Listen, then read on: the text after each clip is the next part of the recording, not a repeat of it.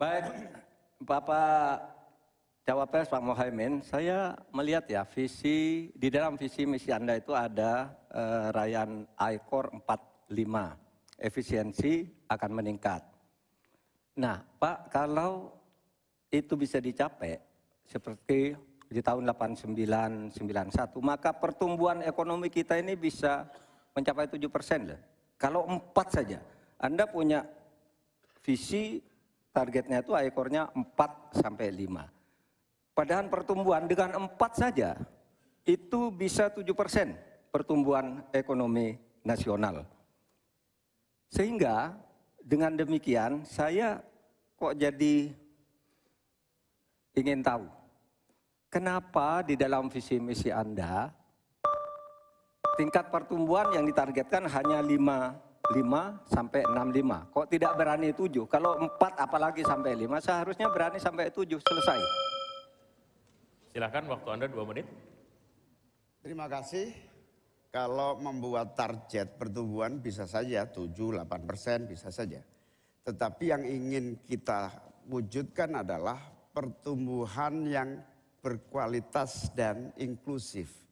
Di mana setiap pertumbuhan itu memiliki apa yang disebut sebagai dampak langsung di dalam penyerapan tenaga kerja, di dalam peningkatan pendapatan masyarakat, di dalam satu percepatan pemerataan pembangunan. Target 5,5 sampai 6% itu dengan kalkulasi agar kalau kita tidak terlampau realistis, kita khawatir ujung-ujungnya utang luar negeri lagi. Utang luar negeri yang terlampau banyak ini mengakibatkan beban bukan hanya pemerintahan hari ini, tetapi juga anak turun kita akan mengalami banyak beban utang yang panjang. Salah satunya adalah bagaimana agar APBN kita sehat. Sekarang saja prosentasi 3.000 triliun APBN aja untuk membayar utangnya cukup tinggi. Sehingga mengurangi tidak kurang dari 20% APBN kita untuk membayar utang luar negeri.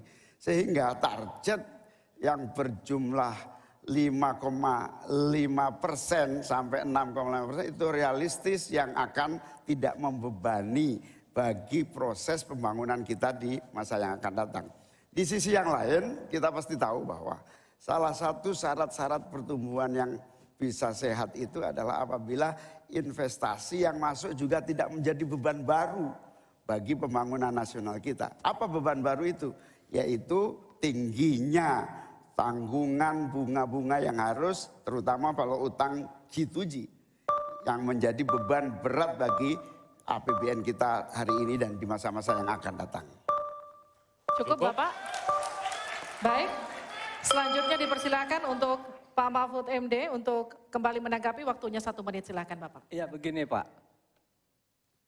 kami Ganjar Mahfud itu mentargetkan pertumbuhan ekonomi kita itu 7%.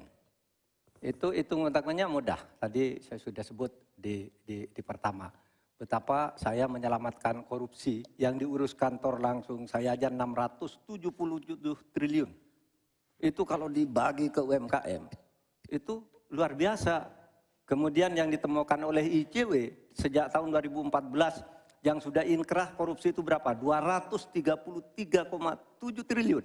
Nah ini kalau kita pangkas melalui penegakan hukum yang benar, ini bisa mencapai 7. Tapi Anda menyimpang dari rumus yang selama ini terjadi. Kalau Anda berani dengan I-Core 4 saja, Anda pasti bisa 7%. Pasti bisa 7%, apalagi 4 sampai 5. Nah ini Anda menargetkan segini, tapi pertumbuhan ekonominya cuma 5,6. Secara matematis agak kurang cepat. Selesai. Silakan ditanggapi. Harap tenang. Ditanggapi Ya, Pak Mohaimin. tentu saya sangat setuju. Bukan hanya pemberantasan korupsi yang membawa pemasukan bagi APBN kita, menjaga kebocoran APBN kita, tetapi juga pendapatan negara bukan pajak yang juga menjadi bagian dari andalan. Akan tetapi kita juga harus realistis bahwa 7% itu bisa jadi cuma omong kosong, di mana kenyataannya setelah APBN kita jalan sampai hari ini aja 5% yang diterapkan oleh pemerintah hari ini juga masih mengalami banyak kontraksi. Dalam arti utang luar negeri masih menjadi andalan utama, sekaligus kita juga menyaksikan bagaimana 5% itu realnya di lapangan tidak sampai 5%. Sehingga saya khawatir kalau target 7% itu dipaksakan, ujungnya bukan pertumbuhan yang sehat, tetapi pertumbuhan semu yang keropos. Baik. Tenang, kita lanjutkan. Ya.